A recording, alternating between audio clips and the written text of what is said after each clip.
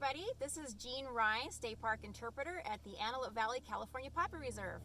And although the park is closed, I'm here today to bring our parks to you while you are staying safe at home from the coronavirus.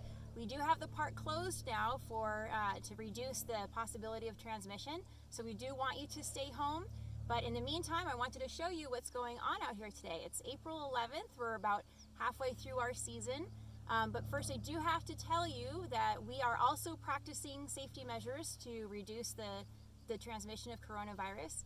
I have recruited my husband, Matt Rhyne, who is vice principal at Esperanza Elementary, to be my cameraman today. And we're definitely keeping 6-foot distance from everybody. I'm not touching my face, or I'm also sterilizing equipment before and after the program, and not sneezing into my hand and shaking hands with people. So we're practicing all of those measures to reduce transmission and stay safe here in the park as well for our staff. So what we have out here on our trail, we have not just poppies. This is the Poppy Reserve, but we have a lot of different flowers, and sometimes we get poppies, and then sometimes there's other years where the conditions aren't right and we don't get poppies, but we get a lot of other things. So we never really know what the year is going to bring. This year we have patches of poppies, and we're actually having a pretty good bloom. It's like a moderate, maybe even better than moderate bloom. That was kind of unexpected until we got those rains recently, so the Poppy Reserve is actually doing better than we were anticipating. Now this spot right here, we don't have a lot of poppies, but I wanted to show you some of the other flowers that we have. We have a lot of diversity in this spot here. Now, first of all, we do have poppies. Let me show you poppies. Everybody wants to hear about those. Here's our California poppies. Now, a lot of people think that California poppies are opium poppies, but that's a common misconception. They are distant relatives. So we don't have California poppies being used for opiates, but they do have a little tiny bit of that property. The Native Americans, local Native Americans, the Katanamak and the Kawayasu, they could also chew the leaves if they had a toothache, so they would use those painkiller properties for toothaches. But we have some other relatives of the poppy here.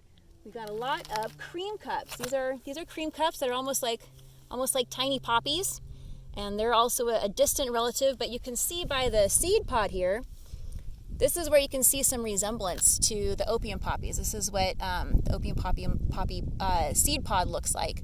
But the California poppy seed pods actually look much different. I don't have any here to show you, but that's just one of the ways that you can still see that family resemblance. Now another flower we have here, these are forget-me-nots. We've got a few different kinds of forget-me-nots here. We call this one popcorn flower also. It kind of looks like popcorn.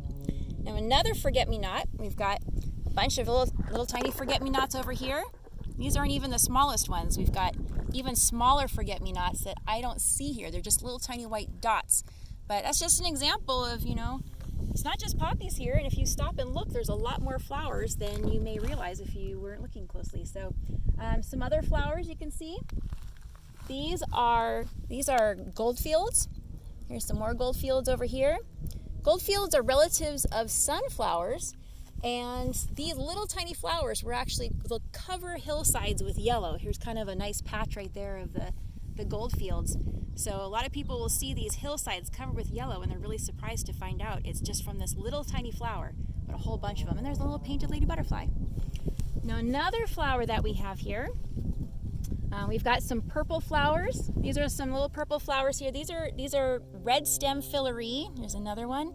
Red stem filary is not a native flower. It's not a native plant. It's Mediterranean, but it's not invasive. It's not out competing our native plants, so we don't really worry about it so much. Over here we've got a beautiful lupin. These are bush lupin here, and bush lupin, they are related to peas, like your peas that you'd have for dinner, pea pods. And the seed pods look a lot like pea pods, but they are poisonous. So just because they look like pea pods doesn't mean that they are edible. And I actually don't see any seed pods yet on here to show you, still early in the season. But an interesting thing about the shape of the flower on the lupin, it's made for bees. So bees can land on the flower, and this little opening here just holds the bee right there, and then they can go and get the food that they want out of the flower and fly away. So they've actually evolved to have a flower shaped just to make things easier for bees, and that helps them get pollinated too and continues their species. So that works out pretty well for them. So some other plants that we have here, we have Fiddle Neck. We're having a big year for Fiddle Neck this year. It's called Fiddle Neck because it's the shape of the neck of a fiddle. And Fiddle Neck is a native plant that was eaten by the local Native Americans. It was the first fresh green that they could eat in spring after a long winter of not being able to, have anything fresh to eat. But this year we've got a lot of Fiddle Neck. If you look down over here, in fact over that way, all that yellow over there, that's all Fiddle Neck. So it's a big year for whatever reason. The circumstances were right for Fiddle Neck during the winter time. And there's so many different factors involved that we really don't even know what exactly the formula is for all these different kinds of flowers. So we have a really nice patch of those cream cups down here. It's a beautiful patch with some little patches in between of the gold fields. There's a few poppies in there. There's some bush lupin. And of course, if you got down close, you'd see more of those forget-me-nots, the popcorn flowers too. And let's see, what else do we have here? I just think the color here is beautiful. A lot of people come here for poppies, but there's definitely a lot more to appreciate. So we just never know what we're going to have. I think that's about all I wanted to tell you about right here. But we hope you guys are staying home and staying safe.